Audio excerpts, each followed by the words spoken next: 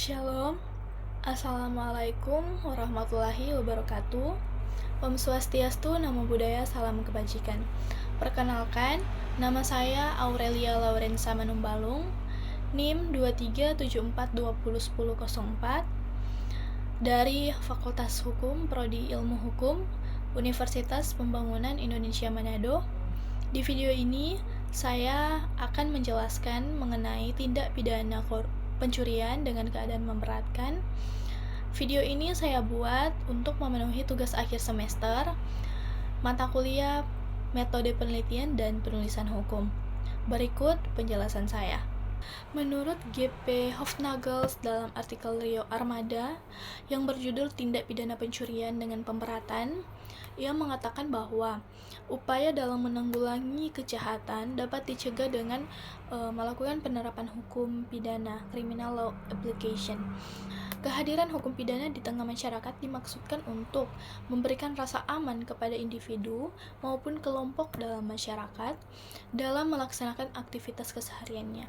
Sedangkan proses penegakan hukum (enforcement of law) dapat dikatakan efektif apabila peraturan hukum, penegak hukum, fasilitas dan penegakan hukum memadai, serta derajat kepatuhan dari masyarakat juga tinggi. Sehubungan dengan itu, hukum mempunyai peranan yang sangat besar dalam pergaulan hidup dalam bermasyarakat, khususnya dalam penentuan hak dan kewajiban serta perlindungan kepentingan sosial dan individunya. Berdasarkan penjelasan tersebut, hukum mengatur hubungan antara individu satu dengan individu lainnya, sehingga kehidupan menjadi tertib dan teratur. Selanjutnya, hukum tersebut juga menjelaskan dengan tegas hak dan kewajiban masing-masing individu. Begitupun kaitan hukum dengan pemerintah. Hukum menentukan tugas, kewajiban, dan wewenang yang jelas. Sehubungan dengan tindak pidana pencurian dengan pemberatan, salah satu fenomena kehidupan masyarakat yang sering terjadi dalam kehidupan masyarakat adalah tindak pidana pencurian dengan pemberatan. Perbuatan pidana tersebut merupakan perbuatan atau omisi yang dilarang oleh hukum. Maka agar dapat melindungi masyarakat dan pelaku tindak pidana tersebut dapat dipidana berdasarkan prosedur hukum yang berlaku.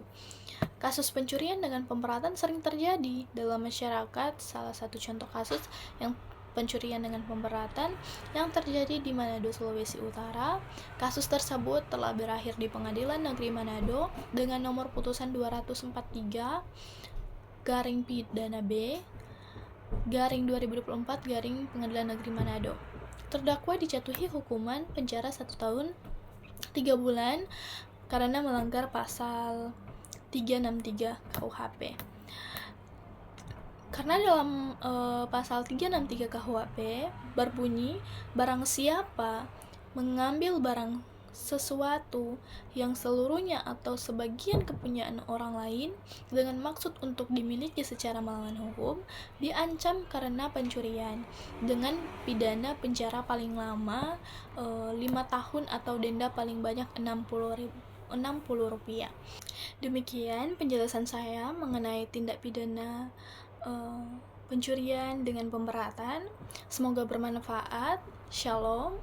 Assalamualaikum warahmatullahi wabarakatuh. Om Swastiastu, Namo Buddhaya, Salam Kebajikan.